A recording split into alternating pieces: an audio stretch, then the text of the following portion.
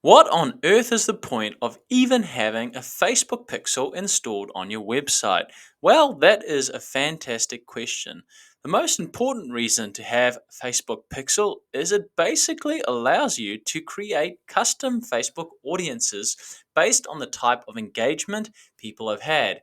If you are spending a lot of money on paid advertising and reaching a wide number of people who are showing interest in your product or service but not converting, then having the Facebook pixel on your website and installed properly allows you to create custom audiences, 100 people or more, that you can then create retargeting ads for.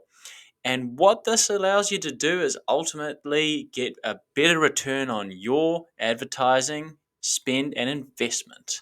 Hope you found this video useful. Have a fantastic day, everybody.